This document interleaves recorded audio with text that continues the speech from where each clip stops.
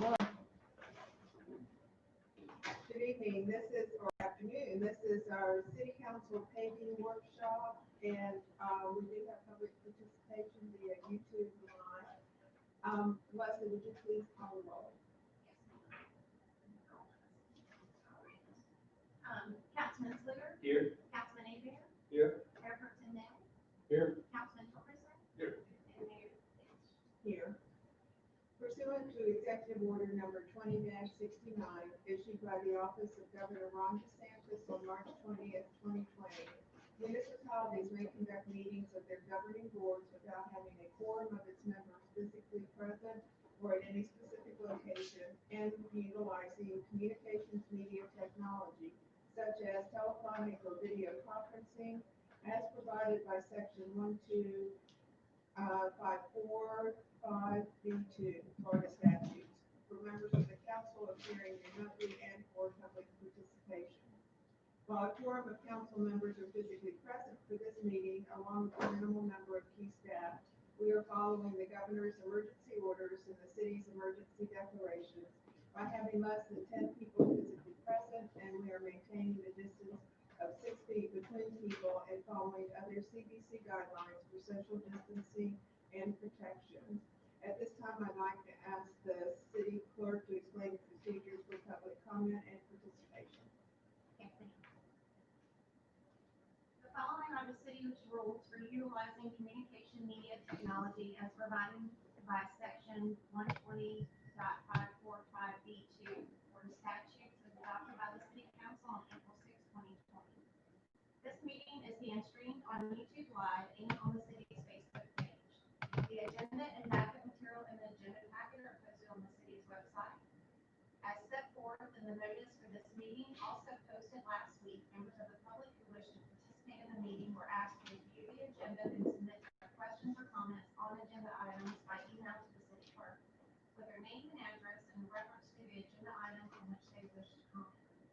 It was also explained in the notice that questions or comments on the agenda items could also be mailed directly to the city clerk's attention at the City of Gulf Breeze, City Fulton, 70 Shoreline Drive, Gulf Breeze, 32561. The city requested that all correspondence be received by 1 p.m. Central Standard Time today, June 15th. The mayor will ask for public comment on agenda items as usual. At the point in the meeting, the city clerk will read the questions or comments submitted, and the mayor and council members will then respond as if the comments were being made in person. If there are follow-up comments or questions or others wish to be heard, the comments should be made through YouTube Live by providing your name, address, and questions or comments, which will then be read and responded to by the council. Anyone who would like to participate during the public forum at the end of the meeting should also comment on YouTube Live with their name, address, and question or comment. The standard rules also apply with comments being limited to 3 minutes and applicable to the agenda topic being considered. Are there any questions on the process? If not, we are ready to proceed with the workshop. All right, thank you very much, Leslie. At this time, we will turn our discussion items, which is our streets program update, over to our city manager. Thank you. Good afternoon. This workshop was requested by the City Council ahead of your budget workshops, which will begin in July. The reason for that is we anticipate that there will be discussion about updates to paving that can really cause some compression when we try to have those discussions, and then the same workshops when we're meeting on other funds. Last year, we saw that there was some compression, and some of our other workshops got pushed back a little bit. And so the council asked to have this workshop and plenty of time to consider not just paving, but also other growth management projects, which you have been working on through the last year. So before I turn it over to Jason to drill down and talk specifically about the city's paving plan and progress is made there, I wanted to start out more high level and just share with the council a status report on where we are with some of your other larger projects. And of course, you'll see this again during budget as we publish to your residents your Keystone or KPI strategic plan initiatives. We'll be providing them with these updates at that time as first large project relates, of course, to Highway 98. FDOT is currently underway with the feasibility study of the 399 interchange and is coordinating with the city for potential for a new overpass system. This is very exciting because the prior mayor and council petitioned the TPO to do an overpass study, and that was late 2015. The mayor and council approved a resolution, and because of other priorities, it did not move forward. Mayor Fitch met with Mr. Jared Perdue, who was the chief district planner at the beginning of her term, and had some very effective conversations that also included the West Florida Regional Planning Council. And then afterwards, as fortune would have it, Mr. Jared Perdue was promoted to the interim district secretary. The first thing that he did upon being appointed was to allocate funds to the city's overpass study. And that was extremely encouraging when we received that call. We continue to have open channels of communication with FDOT. What they have shared with us is that Gulf Breeze is a pinch point, and they realize that there are no plans to widen the highway through Gulf Breeze because we're a built-out environment, which means you have a widened bridge coming into the city, and you'll have a widened highway east coming into the city. So what can we do? Well, the mayor and council had talked about an overpass system, at least for multi-mobility, and FDOT has been very receptive to that. Also, as it relates to underground utilities, they have been receptive to utilizing FDOT right-of-way, which in other cases would be very cost prohibitive to acquire easements and land for those property owners. So we appreciate very much the positive advances that we're seeing with FDOT, and we expect that the preliminary study that we see from FDOT will be sometime this summer. They, in turn, also asked the city to engage professional designers of our own and bring to FDOT a concept, so that they weren't putting forth an idea and putting a lot of time and energy into something that would then just be rejected. I think probably one of the reasons why they said that is because of all the work that went into the Navarre master plan, which was not received very well. And so they're, with their new leadership, they're looking to work more with local governments, even at the beginning conceptual stage before they get too far along. And so this mayor and council did exactly that. The cost, was significant, but obviously when you're talking about such a transformative project, it's important. And so the council engaged Volkert. Volkert is an engineering firm that is designing the roundabouts on Pensacola Beach.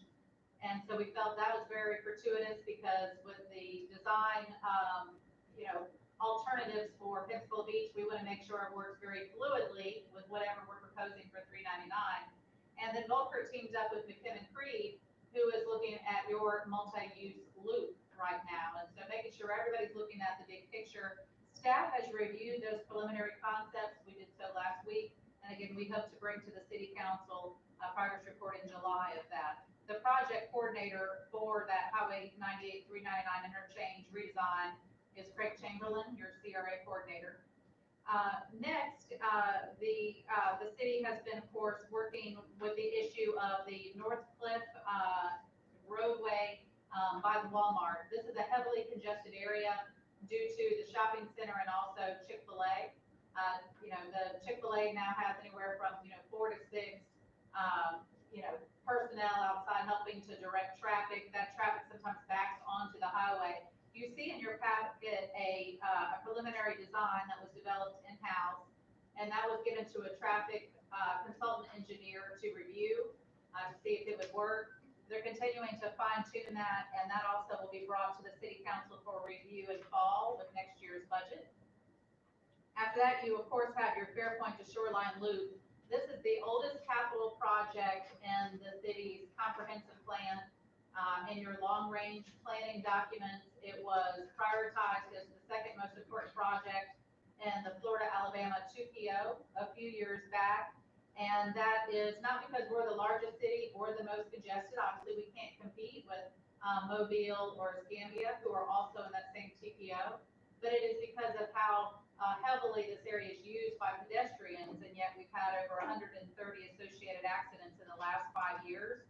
The council has already approved a funding plan for this project from a variety of sources, the majority of which will be paid out of CTA reserves, so will not affect tax dollars, which the council also felt was very important. The design is 100% completed as we talk. We have staff in our conference room who are reviewing those plans right now. I will tell you that the project is ready to bid this month. There are 2 alternates. One is with the bike lanes and one is without. The original concept did not include bike lanes. That came about from your town hall meeting with the large floor mats. And so we'll bid both of those designs, and then the council will make a decision based on the financials. We also, if you'd like, we can delay it a little bit and bring those 2 designs to you at your first meeting in July, if you want to see them before they're bid, or you can wait until you actually have the numbers in front of you and then decide, the bid designs then. So that'll be something we continue to talk with you about, but we're getting really close on that project. And again, that's Craig Chamberlain, the CRA project manager. Next is your neighborhood services division. This is a new division that was funded just 2 years ago by the mayor and council in order to focus on preserving and enhancing our neighborhoods. The mayor and council at your planning retreat as a new council last year really doubled down on that effort, and so you're seeing a lot of neighborhood safety measures now happen. North Cliff has been studied this year. The traffic calming plan is 100% designed, and we plan to bring that to the city council in July. It consists of expanding the existing speed tables. The neighborhood met, they talked about a lot of different project priorities, including undergrounding utilities, but slowing drive-through traffic was by far their #1 priority. And so that is what we will be bringing to you next month. And that brings us to your 15-year resurfacing schedule. The city of Gulf Breeze is responsible for 35 miles of roadway. A few years back, the mayor and council asked staff to develop a 15-year repaving schedule so that all roads would constantly be repaved within 15 years, above which you start to see significant degradation. But the council also further charged staff to utilize revenue that is non-operating revenue, that it become a sustainable funding plan. And that meant that we got off to a slow start. The city initially utilized local option gas tax monies that was made available thanks to action taken by Santa Rosa County. And so because of that local option gas tax, which we receive a portion, we were able to fund about, 2 miles, a mile to 2 miles a year. But then we received the half-cent sales tax. That allowed us to really go above just repaving and look much better at curbing, functionality, our street signs, drainage, and look at what we really need to, which is what is affecting the underlying road, and make sure that we're addressing all those things at the same time. It's essentially a 50-50 cost contribution between local option gas tax and your local option sales tax. However, the lost will sunset in December of 2021. And so during budget, staff is going to be proposing to the council a new funding plan, which will take the place of that local option sales tax. And, it's our hope that that would not come at cost to our residents. So we put some, real time and consideration over a number of months to make that happen. And so today, we're not talking so much about how to fund your paving. You're going to do that during your budget workshops in July and August. What we're talking to you today is about what is your existing paving schedule with the money that you have, and what are the priorities for those roads and why. And then if the council wants to reprioritize or to take more money that is unencumbered out of your paving budget in order to accelerate the paving of some of those roads on the list, that is what, we came prepared to talk about on the agenda today. And so if the council doesn't have any questions with me, I'm going to turn it over now to Jason for him to talk a little bit about the reorganization of his team that you funded at the beginning of the year in order to make sure we could move forward as efficiently as possible with paving and other projects that the council has prioritized. Jason? Thank you, Sam. So Sam talked to me this morning about, talking to you all about the reorganization and what's behind it. And I came quickly with a statement just that the reorganization plan, it focuses expertise where it is needed to get strategic outcomes. So, and that's what we've done. And we're very fortunate and I'm very grateful to have the people that we have in these positions. It's taking expertise that we've had in-house, focusing intently on getting things done and being strategic. And starting with Thomas, he's been with the city for 16 years, and even before that, worked with Basketball Donovan as an intern on up through a engineer of record and project manager. He designed the Tiger Point treatment plant upgrade, so he's everybody knows Thomas's expertise and what he brings, the value he adds to the organization, and to take that, all of his expertise and really focus it with engineering, with project management, project design, and technical support is monumental for what we're talking about. And then to be able to recruit and hire people with project management experience like Clifton, who before having a 32-year career with the county in project management was actually involved in construction and underground utilities and whole nine yards. So he brings with him to us many years of knowledge and expertise managing projects and where he's done the work himself. So Stephanie Lindsay is another project manager. She's not here. She had scheduled a vacation with the cabin rental long before this meeting was planned.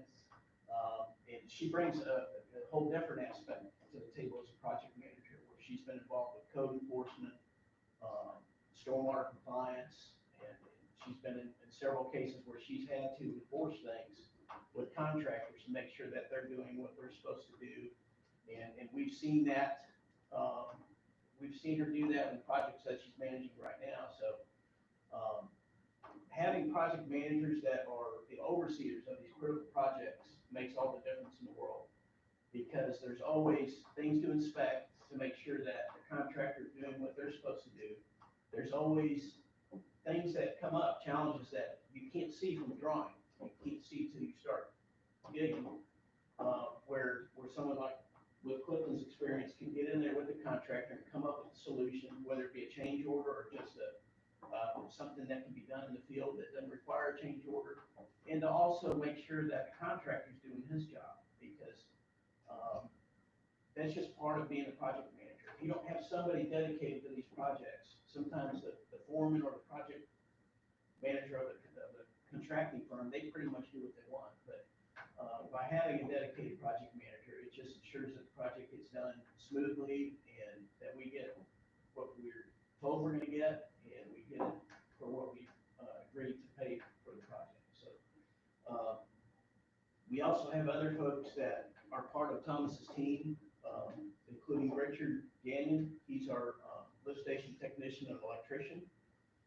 And all these folks, part of development services is, aside from project management, is also technical support that they give to all the other divisions of the public services department. So wherever folks in our department are running into technical challenges that they can't figure out themselves, they can draw on the experience and expertise of Thomas's team.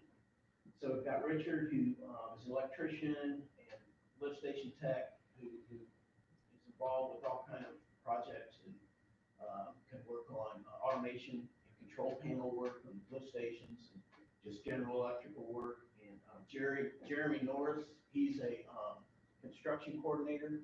He worked under John Kansick for about a year and a half as a foreman. His background is in water and sewer and reclaim, utilities, everything from getting down into the trenches and repairing a leak to locating underground utilities with ground penetrating radar and things of that sort. And he's very essential with working with contractors who are doing projects that are not our projects. They're doing other people's projects, but that involve our underground utilities. So he has a wealth of knowledge of where all our utilities are and can coordinate work with other contractors in addition to our projects. We also have a position, GIS mapping coordinator, who we are recruiting, and we're on our 4th recruit. Hopefully this one will work out. Thomas did a advertised for the position and had several good candidates, and for one reason or another, they bowed out. But we've got one more that we're hoping will take. And this person, when they come on the strategic team, is going to help us design and implement a GIS mapping system of all of our infrastructure, our water, sewer, reclaim, gas, where we can have at our fingertips, whether at a computer or a smartphone for the guys in the field to locate our infrastructure. And then they're going to use that simultaneously with field staff to do conditional assessments on our infrastructure, to estimate the age of the systems, whether it be water pipe or gas line, and we take the age of the pipe, the size, the material it's made out of, and there's predictors out there that can tell us when that should be replaced. So that will be incorporated into an asset management plan, which will drive our capital improvement plan. That way, all this stuff that's underground, it's not visible for us to see. We'll be able to dig in and do some condition assessments and some estimates on when this stuff should be replaced instead of waiting for it to break and totally catastrophically fail. So that position, we're hoping will get filled quickly, and that person will be just extremely valuable for us now and in the future. But part of this redevelopment or reorganization is to get caught up and accelerate some of these projects that are past due, including paving. And you can see that this year, we've really stepped it up, Thomas and his team, and having 2 project managers will make a huge difference for even next year. Because Thomas in the past has been kind of, with Harold with him, they were stretched and pulled in so many different directions that could never really focus a whole lot on paving and some of these other projects. But now we'll be able to. And fortunately, Thomas has always helped with the finance department, with our accounting database system. He's been kind of the guru with that. But now they're getting more knowledge over there where he's able to pull away from that more and really focus on this type of work. So the plan is with this reorg to really accelerate and focus on these strategic projects. And again, provide technical support to other divisions. It includes like the SCADA for the lift stations. You know, Thomas and his crew are working on that, planning that for next year and how to budget for that. So again, his division helps support all of the other divisions in public services. Any questions? When you talk about these project directors overseeing these plans and what's going on, do they have to, when they are working on all these streets and looking on these different projects, do they have inspectors that come from the county and inspect these things before they cover all this up, or is it mainly what we see and what we do to make sure they're doing it to code? What's the answer, Mr. We inspect. I know we inspect. I know you inspect, but is there actually, like you would, a plumber would have to have an inspection with a stamp seal saying, yeah, this is patent inspection? You guys are Not in the city, Sir? not in the city. The county does, if it's a city project, Yeah. then the city is responsible for taking care of their projects. Anything outside of the city, the county would have their inspector go by. Prime example, whenever we do the IBIS drainage project down by Tiger Point. That's a county project, but it's also going across city property. So across the golf course, so I will be down there along with the county inspector, looking at that project as it moves along. But anything inside of the city, that city is funding, it's city owned. No county involvement at all. Now, depending on the engineering firm, some engineering firms do have an inspector. And they will come by, but they'll come by every once in a while, but they're only allocated so many hours per project, or for this project. So they might only allocate an hour a week for those projects, which is nothing. Right. Where I'm, right now on the East District project, I'm there probably 4 or 5 hours a day. Right. With what's going on. But even though the city is in the county, we still get that support from the county on those kind of backup inspections at all? No. And I would add to that, and tell you that the counties in the right of way that we're doing project, the county's concern is their roadway and their right of way. Right. If it's someone else's utilities, they're really not concerned with that. That is totally on the city, with the owner of the utility, and that's who it's put in the rent. So with this project we have going over, in Andrew Jackson Trail and the one we have over in Baird, are you having enough time to go and inspect both of these as they're hooking and? Absolutely. So with the county, I had 25, 30 projects at one time, and I covered the whole county. Now, Still a lot of pieces and parts out there, Well, the good thing is these guys can't move. They move at a snail's pace whenever they're putting stuff in. So, you surprise them whenever you're out there on the job, so they're very conscientious of trying to do the job right, as they're installing everything. Because they never know when you're gonna show up. It's just a surprise inspection pretty much every day. But you're also able to, when you know there's a critical connection, you can plan that so that you can be there. They'll communicate with the foreman on site. So they'll communicate with you guys saying, hey, we're not gonna cover this up until you guys look at it, and all these different connections and everything? Well- Or will they, if you don't, like that? Sometimes you If have to initiate that. if I have any suspicion of what they're doing, Uh-huh. I tell them, do not cover it up until I look at it. Or if I'm in a meeting there and it's critical for them to cover it up, I make sure they take pictures and send the pictures to them. Okay. So we have evidence of what they're doing and how it's done. But like on this job, a 60-inch pipe, I go inside that pipe and look at it. I walk just about every joint of pipe in that project right now. I used to be able to go down a 30-inch pipe on a skateboard. I can't do that anymore. Well, I know you've been hooked over a little when you walk by, right? And the skateboard got a better lights. That'll be your job too. Yeah, right. Somebody pulls a rope just tied to the ankle, pull you back. Like you could see it. Well, you'd hope they'd pull you back. Yeah, oh, we're going to lunch. So basically you're there and you're inspecting that before they can cover these That's correct. crucial areas up. So where we didn't necessarily have that before, is that what you're saying? You did not.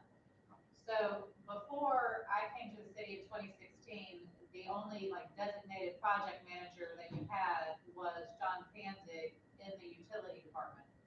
And the city did not have a capital improvement plan. So that was one of the things that Buzz Eddy brought up to me during my interview. He felt that the city, with the expansion of its utilities, had gotten to the point that that was a critical next step. Yeah. So that was a qualification in that job, search for myself. And so that was a big effort. My predecessor, who was only here for a year, who was the deputy city manager at that time, he had started the process, but it had never made it to council. So each department looked at what the cost of their annual maintenance is, what the life of all of their assets are, what is that replacement and renewal schedule? And now they work that schedule. But having Craig Chamberlain in Community Development Services, he's now a project manager. The CRA was not managed by the Community Development Services Department in the past. It was just a fund underneath, the city manager's office. And so what you're seeing is, training that is happening. And so what you hear Jason saying is having Thomas and Clifton and Stephanie, who are experts, be able to train those personnel in other departments who now are capital project managers, but don't have the benefit of 32 years experience, really comes in handy. So you see meetings happening in the back parking lot. I see that, probably half a dozen times a day. People are picking their brain, they're learning, and you're seeing that training happening so much faster.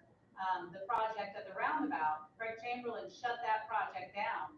Well, he did it with Clifton on site and other people on site who gave him that courage, but he knew something was wrong. Right. And so seeing that happen, know that you're not supposed to, use a crowbar up against concrete, but then you've got to kind of bounce that off of that in-house expertise. Before, that was only Thomas and John Kanzik underneath Thomas. Well, the problem is Thomas is also responsible for all design and for putting together all bid construction documents that are going to be advertised, in addition to developing his entire budget, which is 2/3 of the city budget.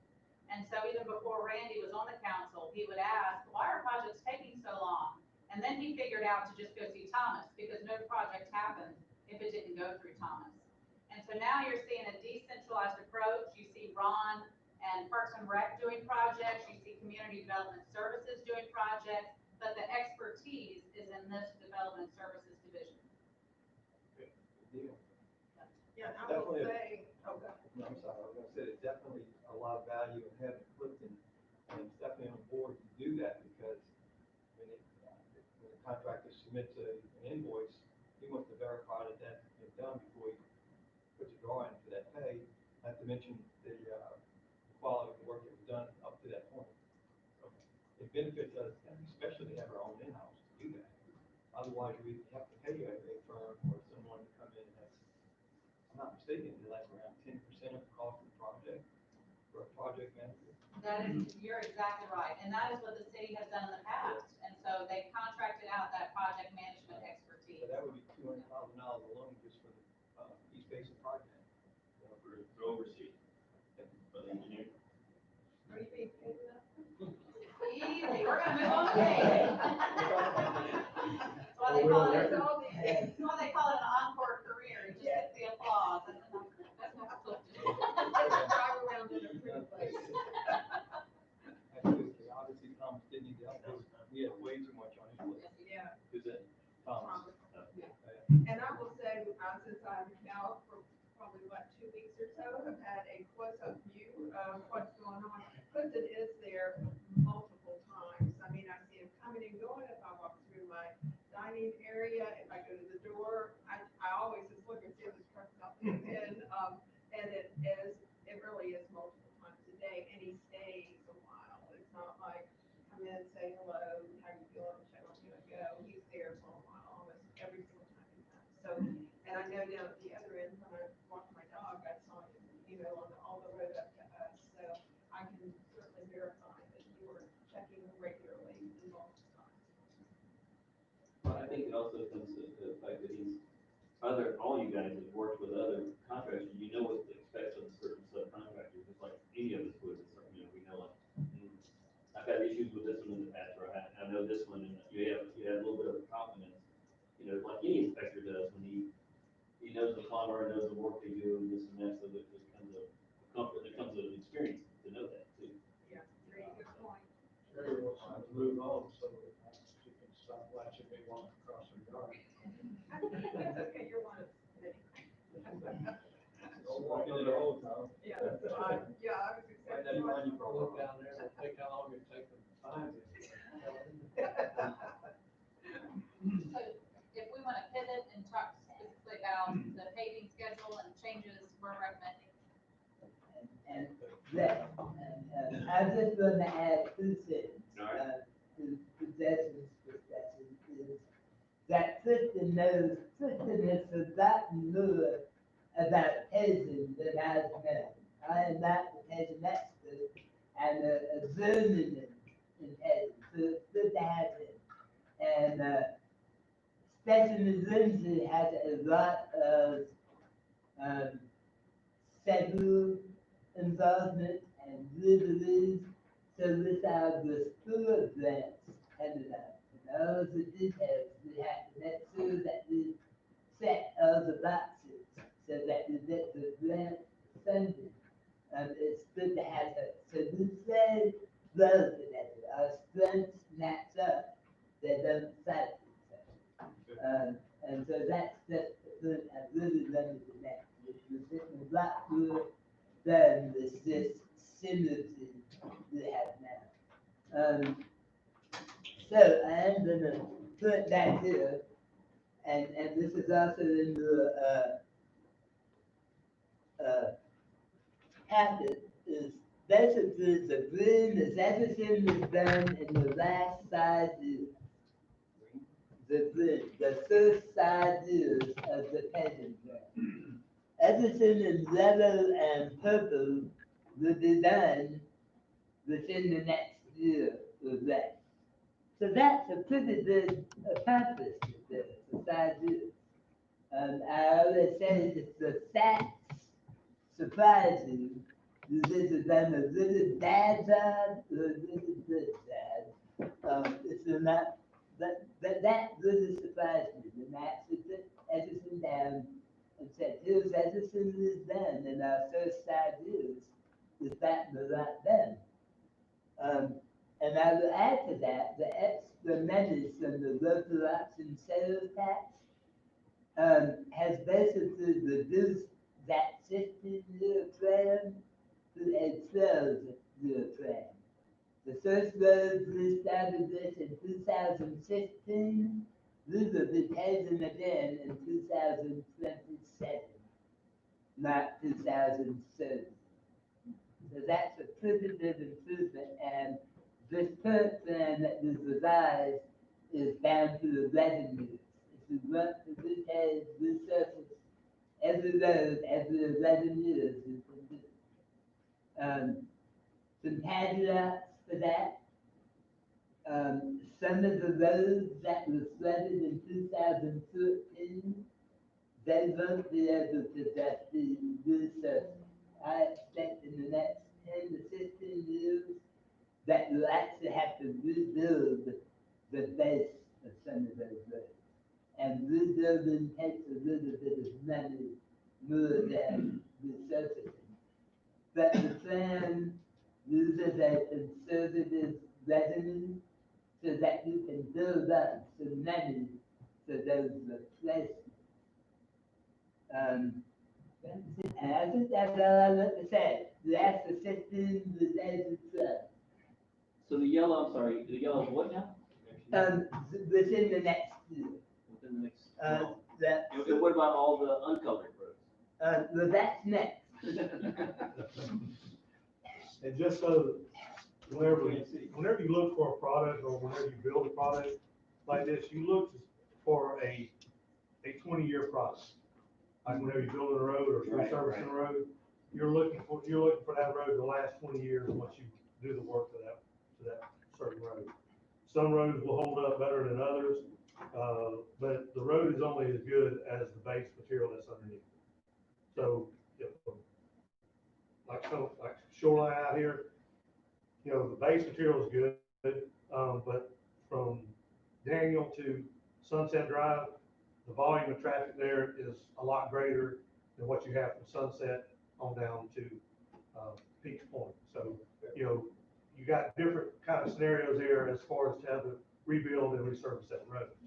Yeah, and these guys, Thomas, Clifton, and Stephanie, we asked them to recalibrate the paving schedule, go out as a group and inspect them, because it's not just based on age, like you're saying. It's based on the wear and tear where that road was, if it was flooded or not. So they went through it and inspected every road and recalibrated the schedule. So what you're seeing now is a very updated, pretty thorough analysis that they've all done. It can be subjective, that's why they all three collaborated on it. And so what you're seeing now is a well-calibrated paving schedule. What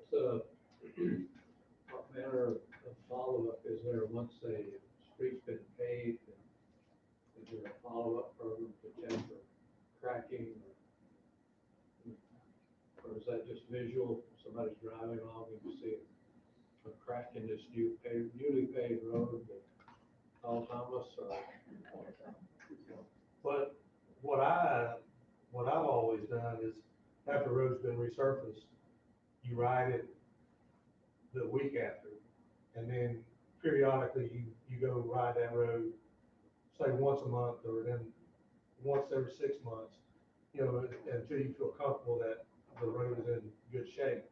Another thing that we probably need to do is anytime that we do any kind of work like this, we need to have a warranty on these roads. Resurfacing roads. County, I talked to county and go into a 2-year warranty on any kind of rework that we've done on this stuff, or any kind of drainage work that was done. So that's something that probably the council might ought to look at. I think that right now we have a 1-year warranty. What I've found is that a lot of your defects will show up about 390 days after the project was done. So, you know, that's something I've been working with Thomas on trying to get some other things, you know, on the books where we can enforce stuff like that. Well, I noticed, like on Joachim or Joaquin or however you want to call that, now that it's been completed for a while with the new development there. But right now it's getting some very heavy traffic, dump trucks running up and down to Randy's, project. I know that's probably gonna hurry up the process of cracking that, or it'll tell us pretty quickly how good the job was of all those trucks running up and down. So that's taking a big load. Well, fortunately, most of the traffic now is, or it was, coming around by Randy's house. And they're hauling the dirt out where they're digging the hole now, taking it around to the holding pond where they can store it and then bring it back. So, yeah, most of the traffic is there now. I mean, we have diverted some traffic, down Shirley and McClure. But most of the heavy traffic, the big truck traffic that you see is coming in off the red light there by Publix and then coming by the roundabout and make its way around and going to Walmart or, over that way. I still see a fair share of them. And you're correct, you see some, like I said, more traffic because we have Plantation Hill and Joey shut down. Thomas, Yes. is this planning integrated with planning for repiping sewer and water or any of these other things that, where we don't have to go back and tear up roads that we just paved? Yes, we do have, we did the plan basically to the sewer and water side, and we said, okay, here's the plan. You need to investigate your sewer and water, and let us know if we need to make a good project, or if we can make it done ahead. So yes, Camellia, Avenue behind the fire station is a key example. The rest of it has that, it's in a fairly bad shape, but the problem is the sewer is damaged and causing part of the problem. So we need to get the sewer fixed first, then we'll come back with paving there.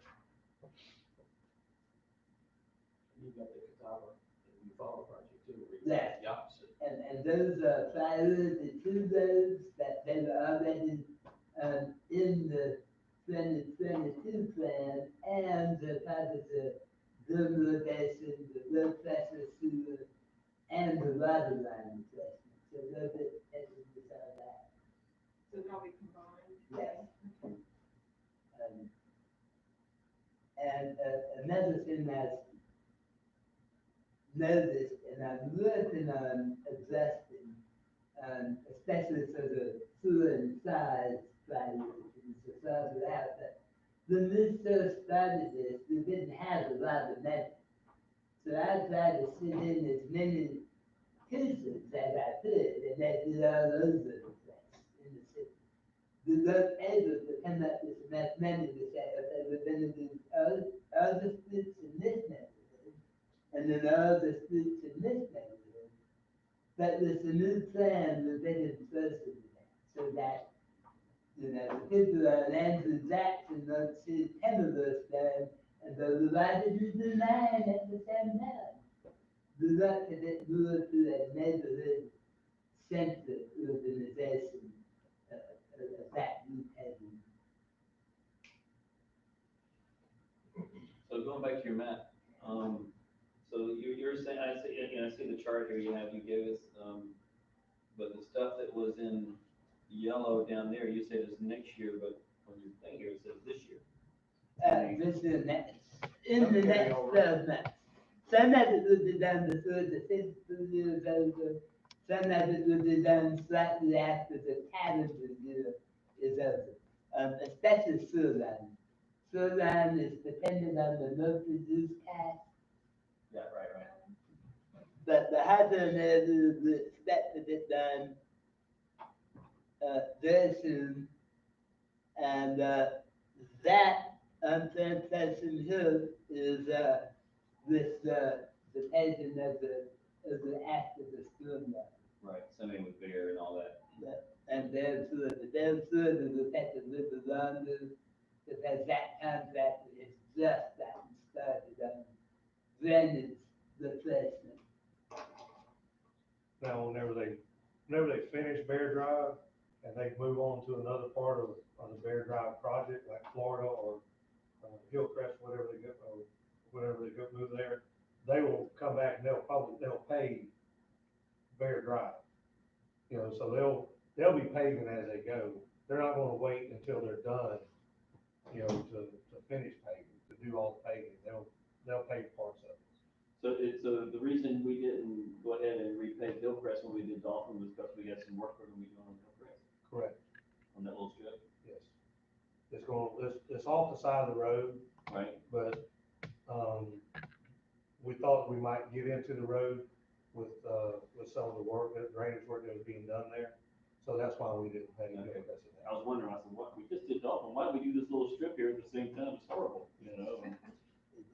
That, and also, that drainage will help with some of the problems of the paving of Dawson and Hillcrest. Right, that makes sense.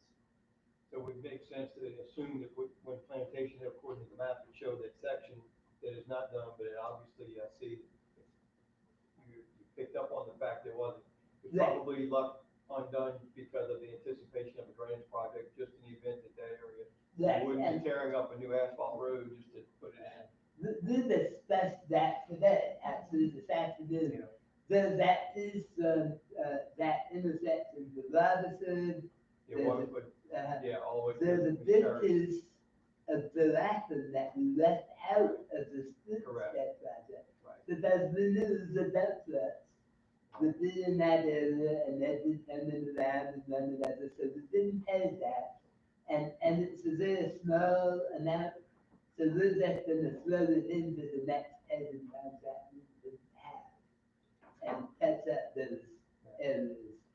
Thomas, will that include too, then like the Shirley and Joe Often, I think that part of that is old paving, or is that Right. just the street? So that'll include that too. So it'd actually be new paving all the way from Daniel. Yes, yes. Mm-hmm. Through Plantation Hill. Okay, Yeah, there's 425, no, that's right. yeah, there's 425 feet from Plantation to,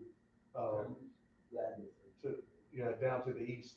And then there's 215 feet of Joachim back, Okay, where the road splits there, where the brick pavers are at. right. That we're looking at getting a price on, which actually I've gotten somewhat of a price on just paving that, which that's about $23,500 to resurface that. That's an approximate, price on that, so, if, depending on what y'all want to do, that, of course, that'd be a change order for, for the council to approve. I assume that was still gonna be the continuation of the streetscape project that's on Daniel. It would just stop If at that it's in point. the CRA, then that would be the funding that we would propose to you Right. when we bring the change order.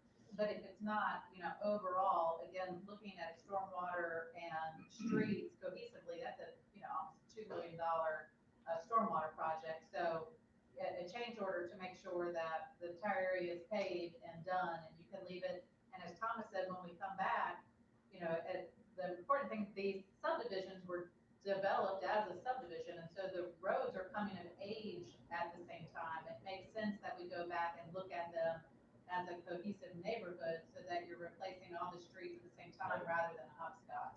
So it would allow us to, with that change order, making sure when the roads come of age, we're addressing them all at the same time.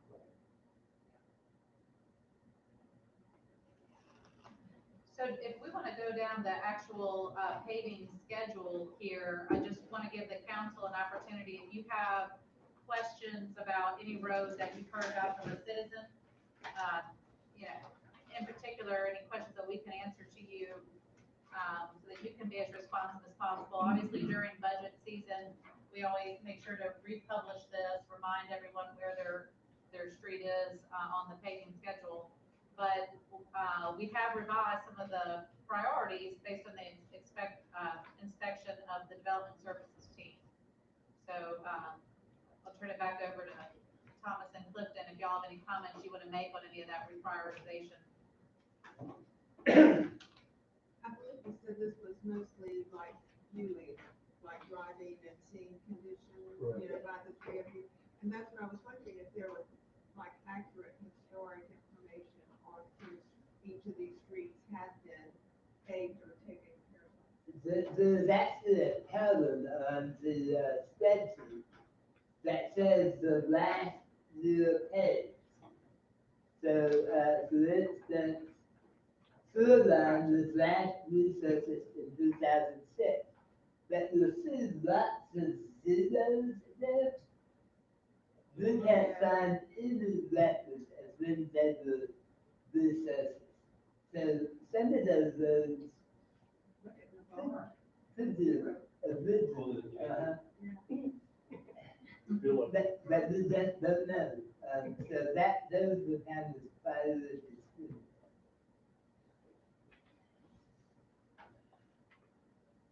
And what is estimated, just like kind of picking a number, estimated pavement, road pavement, lifespan, life streets? System, to do that system, you should actually do that 20 to 25, but And the route traffic. it's like some good, in the past, that's the ladder, you don't run another 5,000 miles, you run it before you do serious damage and have to put in a measure repair. So system is a good concept, it's good and safe with that number. And we're looking at making that shorter as far as being proactive with the replacement. Okay. As a first 15-year program will be done in 12 years or less. And that's basically because we have to catch up. After that, we just do it every 11 years, that the council doesn't have to do that. Okay. Gotcha. And that's something to lose in access to other infrastructure improvements. Those are passions. Hopefully. Could you explain the revenue one more time too, because never mind, I see the losses out there, it looked like 850 all the way down. I see The 850 is both the local option gas Right. tax and the, yeah. Okay. And going up to the $1.4 million is because of our decision to accelerate. And that was partially because of the acceleration, but it was also, because of the sewer line drive. It was kind of expected that the road had to be taken sewer line drive to the loop. and that got delayed, and a couple of other delays got delayed. And Bears Drive is a little bit behind, so others kind of spread out over 3 years and was impacting them into one.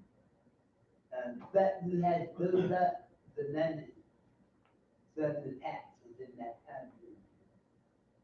And the loop is, how much of the million? I think it's about 600,000, about half of it.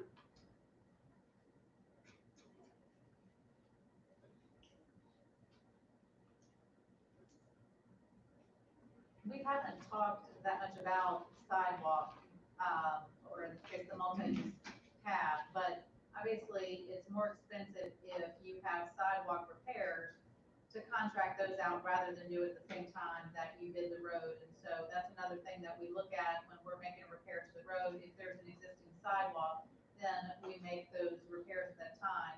The council also approved an ADA plan, and so that plan is scheduled in concert with this. So you're seeing those ADA improvements, as well. So your money for shoreline is actually it does not, pave the entire loop this year. It pays that, portion, I think, on Fairpoint coming like towards City Hall. Is that right, Thomas? Actually, the list of that, so the shoreline drive from separate other days. Okay. So this is that, at first we just added to sunset. So that, so 98. From 98. No, actually, that's it, from sunset to the end. And then the multi-use path through, so the town was ready to add all of it to it.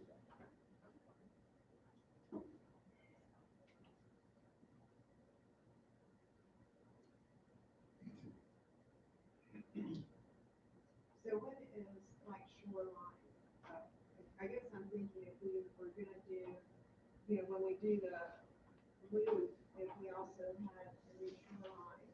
That, would be nice. Is that, the deal? it is included in the bid, Okay, through the multi-use path. all the way around Fairpoint? And that separate, that's good. Separate's in pretty good shape, but I think it does, end up in the next, sewer. Yeah, in 2023, we start on February. So not too far after the multi-use path is completed, we intend to February. It says Fairpoint 2023, but it hasn't been done since 2006. Yeah. Who's that contractor? We talking about him. Actually, it's the same one that did sewer line that did it. Really? That is it. They did all the sewer line and separate, with one tax contractor, the whole way. We all have both trailers. Yeah, we're it's- getting it's this Sure, water on on Mondale Friday. Yeah, before happy hour. The worst part about Fairpoint is from Methodist Church back out in 98, or maybe just a little bit west of there. That's your more heavily traveled area Sure. on Fairpoint. And that is the piece that we will do in 2023. So in 3 years, we'll be looking at that piece. On the Fairpoint? On the Fairpoint. And another thing to just bring up is those will likely be CRA dollars. And so when you're looking at your CRA plan, if you wanted to expedite that, looking at that funding plan, that would be the time to do it. Okay. Yeah. That might be The good news is that doesn't come out of your LOST and local option gas tax money. okay. And the local option gas tax money and the LOST money is all directed only to. That's right, that's right. And so that allows us, for ease of accounting, when we have unspent funds, what Thomas does is he brings that to you and says, oh, look, we can go, we can hit the next 2 rows on the list, and then the council approves that. So whenever there's leftover, money, Thomas is trying to squeeze in other roadways. We like that. Yeah. We'll say so then today. And, Well, you've done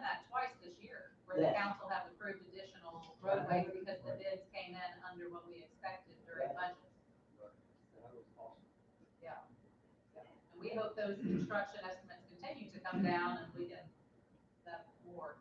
I had nothing to do with it, but I'll take advantage of it. Yes, just do. About the, as an example, of the no-name streets, and what I was thinking about is Holiday Inn, as it gets built and traffic starts to move around a little bit differently, and the alleyway behind Walmart, Walmart Boulevard. Walmart Boulevard. Tom Shortcut. But what, in areas like that, how does that come into the picture where we may have to convert Yeah. some of that roadway? I touched on that, or rather Thomas touched on that, I just read it off the page at the beginning of tonight's presentation, because that is a separate project that is being managed right now. No, that's okay, I wanted to touch on that because I wanted to give a progress report of each one of those major projects the council have been focused on, and obviously, you renamed Andrew Jackson to Daniel Circle, obviously that's a concern for those North Cliff citizens. The funding plan is to pay for that with an increase in ad valorem once Holiday Inn's doors are open. And so between your bed tax and between the additional CRA funds at that time, the hotel would be paying its proportionate fair share. You'll see the increase in your CRA dollars. So we're not working on that as quickly as we are other projects, because we want the hotel to get closer to opening their doors and seeing that increase in ad valorem before we really get started on the design. In the, on page 5 of the paving workshop, they talk about Northwood entrance. And so I think it's abundantly clear why that is. So why would the CRA dollars have to be used? It would seem to me that people benefiting from the additional traffic should have to figure out something for that. There isn't a legal way to do that after a business has already existed. If it were a new business and the council had an adopted ordinance for traffic mobility fee, then you would be able to look at that traffic study, you would see what the additional trips would be on the roadway, and they would have to pay a proportionate share. You do not have such an ordinance, and so there is no legal mechanism right now for you to even require Holiday Inn to have financially addressed Daniel Circle. That's why you're using the increase in ad valorem to address that traffic issue rather than require that they pay. And that's before you even give them a CO. In the case of Chick-fil-A, they already have the certificate of occupancy. They've been operating for some time, and a growing business doesn't mean that the local government can go back and require that they pay for road improvements. Things that you can do as a CRA is you can, communicate and ask if they would be interested in a land swap somewhere else. And so where you do have nearby, vacant lots, they may be interested in that. But the problem is, in order to make that worth their while, it would have to be just as visible, if not better. And we can't find something that would even facilitate those kinds of conversations. It's a very visible corner. So the only thing that we can do in order to ensure public safety is to spend those CRA dollars. Okay, my question actually then was going a different direction, kind of. I think it will help, it looks like from the routing of the traffic maybe, but is there anything, have we spent any, I guess, whatever, on realigning inside, once you turn in? Is there any way to change the parking so that you actually can move? Because a lot of it just stops because people are waiting at the Chick-fil-A line midday, and Starbucks too, yeah. And so if there, I don't know, I was thinking every time I stop, it's like, I wonder if there's a way, and I know right now Chick-fil-A's got kind of going around the bush to come in, which I think might help a little, but I just wonder if that's worth looking at. Can we Actually do that? You can address it through, and I say you meaning hypothetically, a local government can address code enforcement. So one of the things that I asked Mary Jane to look at, I don't know if she even remembers this, because it was like almost right out of the box. When Walmart, came into that spot, it was almost a functionally obsolete shopping center. And so the city relaxed some of its planning standards in order to obtain that neighborhood Walmart. One of the standards that was relaxed is the parking. And so they did not have to provide for as much parking as a variance was given. Since then, however, they now are taking up more parking for their call ahead, and now you have Chick-fil-A. And so, one thing that we can continue to explore is the code enforcement on the parking, because they are not meeting the required parking spaces, and they have changed things from the approved plan. That's what would trip that trigger.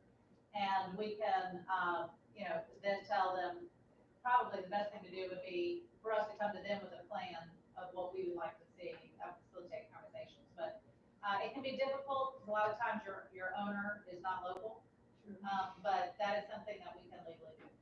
What about down at, the Starbucks end too? Yeah. Because I'm amazed there are not wrecks all the time there, because it was almost always backed up off the highway, and with the gas station leaving and the people who are just coming through the drive-through coming out. It's just crazy sometimes. We can look at that entire area. It's easier if you're dealing with one owner. I don't know if Starbucks leases or owns, because it's a commercial out parcel of the Walmart shopping center from back in the day. So, Shane does have those plans. We just need to work with the owners and see if they're still providing the same amount of parking. Has the ingress and egress changed from what was originally approved by council?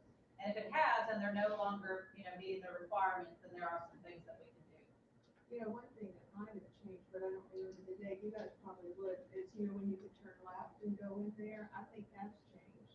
But that would not be their You mean problem. from Highway 98? Right. So the city petitioned FDOT and went through a lot of effort in order to close the turn, But things have changed, right? So our trips have significantly increased on the highway. That is part of why you now have contracted with, Volker, to look at these larger issues of the functionality of Highway 98. And then we can take some of those, solutions to FDOT. So we can have them look again. And we can focus more on just the functionality of that shopping center in the coming year. Yeah, I agree, because Ms. Sherry, I remember quite well when Chick-fil-A, before they even came into that section, they were seeking approval from the council at the time. I wasn't on the council, and I don't think many of us were here at the time. But I remember attending those meetings. I was there. And I remember. I voted against them. I was opposed to them putting it there. I said, well, why can't they go on the other side where there's nothing over there? That was my. And they didn't want nothing to do with it. I can remember somebody on the council meeting, well, everybody went to Chick-fil-A. And if it would have been Tom Hale, everybody would have crashed and burned. Because we all knew that was gonna turn into a corner or an intersection of a cluster of traffic. Yeah. Especially with the Benson thing, wasn't even off the ground yet, because they were tearing that down and rebuilding. So we didn't know what was gonna appear on that side. But I've always been opposed of that closing of Andrew Jackson.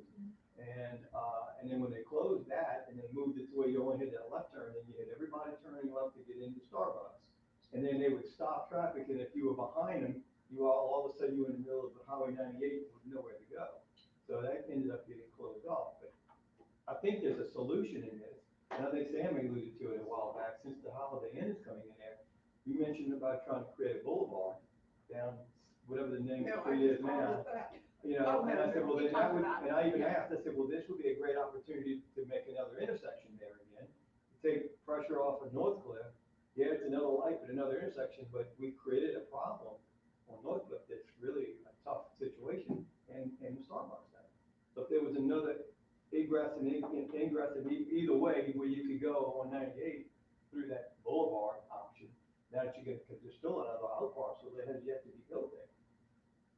By the Holiday Inn. And And for we our have one or progress two parcels left. there's a progress report on that, and it has recently been purchased. The prior owner of the out parcel, because parking was constrained, was not able to develop it, and it had prior been purchased for, I wanna say, 1.2 to 1.5. The tax records show it was most recently purchased for, a little more than 400,000, so significantly less. We have a draft concept plan that was just provided to the city about a week ago for two, office buildings there. And so you're talking about more trips right at that intersection. A couple things, the city, can do, looking at the development of that art parcel is, the prior council would, some of the members would individually talk about, making an offer on that property, but there was never any consensus or action taken on that. I don't know if the person who just purchased it would consider selling it, but I do know they're also finding parking to be a challenge because it has to be on that parcel. There isn't any parking because of all the issues we just said on that greater shopping center. Right. So we could look at that, but we know when we saw the traffic study from Holiday Inn, that the Holiday Inn did not trip the trigger, for reducing the level of service, but there's another out parcel, connected to that Holiday Inn, and that also is for, future development. They're saying either for a restaurant or office space, so there's more traffic coming, and then it's up to the Yeah. council whether you want to try to acquire some of that property, or maybe redevelop it for something with lower trips. Well, along with that potential business, there's gonna be less parking now, all of a sudden. Because the parking, like you said, is an issue. But anyway, my point is that there needs to be another way to get in and out of that whole area because Northcliffe is just overburdened. So Craig Chamberlain is putting together his CRA budget, and so I can share that with him, that after discussion, you'd like to see a draft budget that included some design for maybe how to, or at least a study, let's say a feasibility study. See, I can read Thomas's mind from here. Like, don't get ahead of yourself, woman, you need to study it first. So we'll study it. Yeah, I'm concerned about that years ago. I think it's a good idea, and DOT is the person that has to convince the entity, that sounds like they're in the sensible mind these days. It just seems like that would even help improve the Northcliffe burden that people are concerned about, people drive through because that's the only way to get across unless you're gonna go to Danwood. It's just, there needs to be something in between. But, when that opening was closed, was that at city request that it be closed, or was it? That it was based on a police department request for the number of accidents in that uncontrolled traffic. Now, since it was light up and then it was accident, we now have to control the traffic, and that would be not steady. Well, because the Starbucks patrons were using that to get in it and they would line up and then if somebody else was trying to turn left, got stuck in the middle of 98 and that's when these accidents would occur. Okay. And- Yeah, they're, Oh, come on through, come on through. Yeah, Yeah. exactly. Right. They're Yeah. nice. Yeah. Then the You know, bus, that, It was just exaggerated when they closed off Andrew Jackson completely, and then that became the only left turn you could do. I mean, it prevented you from Andrew Jackson going east on 98 when they closed that. You still had the opportunity coming from the west to turn into the shopping center right there. Yeah. But it was, Starbucks was, it was hurting everybody. I know, I was just wondering, even with Starbucks, if the queue line for the drive-through could start back by Walmart, where the parking kind of ends, so that you came down that way, because it's a lot further to get to the window. Yeah. Well, Close it think off the there, line, open it up. Yeah.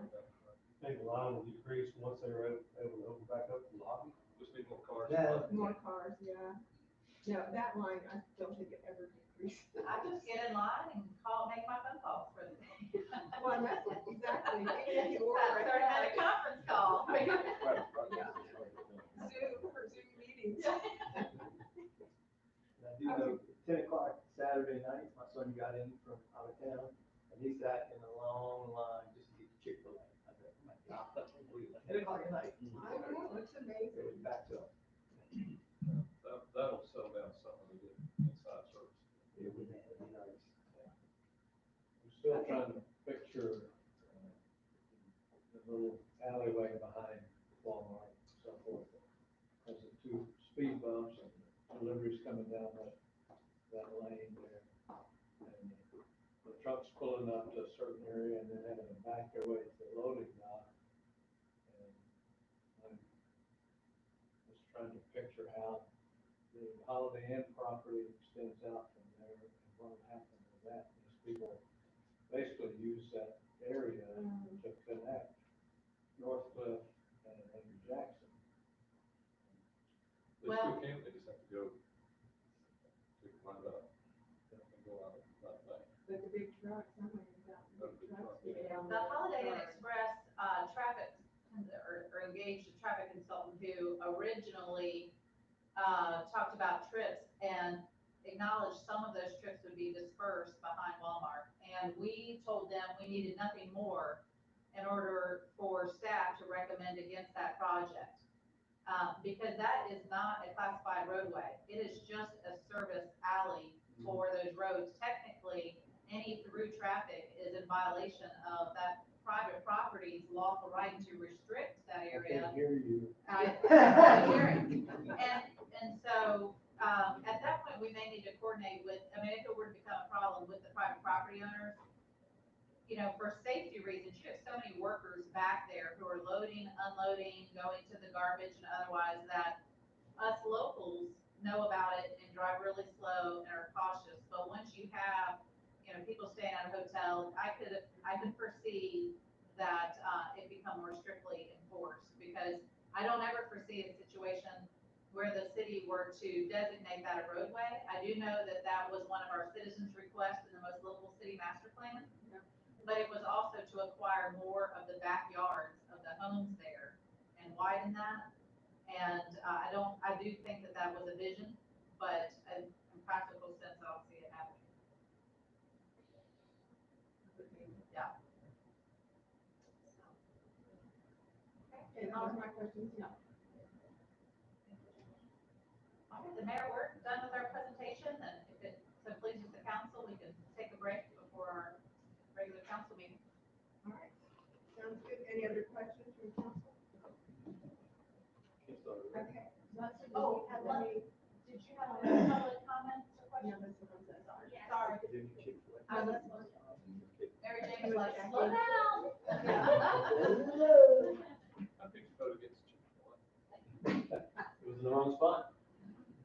Yeah, I think Yeah. it is, I didn't like the way it was put in. I really believe if it was any other fast food place there, the problem would be twice what it is. Because nobody moves people through those lines like Chick-fil-A. Oh, that's a good point. They do, They are. well, they want that money. I mean, they're efficient. It's smart. Burger King was there before, right?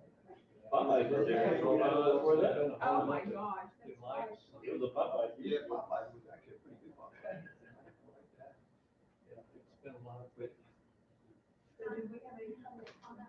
I did receive an email today from Mr. Jim Doyle, regarding the paving workshop. He asked, I'll just read what it says on here, page 7 of the paving workshop PDF shows a map of streets paved in the last 5 years and to be paved this year. However, there is a short 400-foot section of Plantation Hill Road from Waterford Lane to Joachim, which was never paved. It is shown below in magenta stripes. The neighborhood is petitioning the city to fill in this unpaved gap in Plantation Hill Road as part of the stormwater project. And then there is attached a petition to the city of Gulf Breeze upon completion of the stormwater project. All the streets in Plantation Hill neighborhood will have been repaved except for a short segment as shown above, which is in very bad condition. The undersigned petition the city to repave this section as part of the stormwater project. Thank you very much. It doesn't have any first names, it just has last names of Busby, Davis, Brantley, Orr, Newman, Rainwater, Livingston, Coleman, and Warner, on the petition. These are all homeowners on both sides of that border. Strip right there. I think that's addressed, wasn't it? Yes, Okay. that is the, and this is just the project, the shortly after this, so that. When is that? is this with the finished by the end of this calendar year? So I would expect that estimate to be done by February, March of next year, at the latest. I will ask him. Marcina, House. I just seem to think he's gonna be ahead of schedule. Like you said, unless something's changed, have you clicked any idea on this completion, on these bases? I think that he'll probably be a little bit ahead of schedule on finishing. They're a little bit probably better, 50%. They're gonna accelerate a little bit, here shortly, but then that'll be short-lived because they're gonna go in between the houses again to the holding pond and then turn and come back out, of that with the pipe. So, and then they'll move on to Shirley and McClure. And once they get there, then the project will pick back up again. But that's what, earlier, whenever I gave you that estimate of the 630 feet, of extra paving, 425 feet of that is what Mr. Dole was talking about there, and then the other 215 was Joe Acom to the split. Yeah, I've discussed that with, I'm on the board of the homeowners association, and I've mentioned that to them in the past. And the reason that section was not done was because of the drainage project. When it was first paved, I went and talked to Shane at the time, and he indicated that's why they wanted him to stop it at that point where it was. So it's something that they haven't already notified, I guess, it's wills to do other things. Like I said, paving estimates for that, depending on how we want to tackle it, we want to mill it and then resurface it, or just we can resurface that 425 feet, not mill it, except for where we tie into the ends.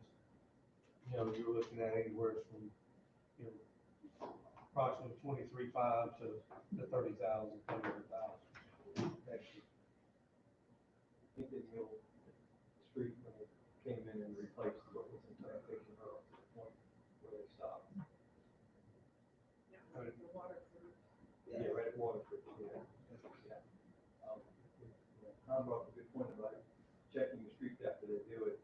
In the curve in Plantation Hill, when they did that, it's like it's rapidly deteriorating that curve. But there's a lot of activity, and I wouldn't blame it on,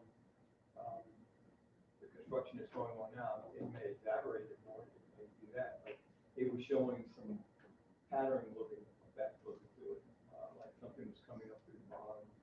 The asphalt sliding there, and the reason it's sliding is because of heavy traffic, heavy trucks, garbage trucks, dump trucks, whatever. Whenever they start to break or make that turn, it creates more downforce on the pavement. And then, of course, some of that stuff is you had the petromat underneath that pavement, and that tends to make that pavement slide, too. Once it starts, it's a real good thing. Yeah, it kind of has a funny look to it in that curve. That's really noticed that. Same thing we experienced with the roundabout, I guess. And the redo. Yeah, what was that? Well, the issue with the roundabout is more of a cosmetic one. I mean, I don't know that it could have been anticipated in design, but the concrete that is stamped, at the roundabout itself was designed for semi-tractor trailers to, those wheels are gonna go up and over. That's why it's not taller or, more decorative. But when those, tractor trailers take it, they're hitting that design where it's been, stamped, and it's crumbling away from the corner. And so because it's still under warranty and talking with the contractor, what we're doing is coming back in all the way around and kind of doing another ring where they're taking the decorative, stamped concrete out and just going to do a clean pour. That way, when the wheels hit it, it won't keep chipping away at it, so. This is a section, entire Yes. outer. That's correct. So the red stamped will now be reduced. It'll be smaller, and there'll be an additional just concrete band all the way around. So they were chipping that decorative stamped concrete out last week, and as they were affecting the curb that's around it. And so that's, they need to go back and fix it. But sometimes, as Clifton was saying, it's kind of a live and learn, and that's why like, you have to kind of be right on it while it's happening, so. The reason why the drain is kind of like in part of the street. That seems like I try to Well- go, instead of going through the drain, I go up the curb and go around.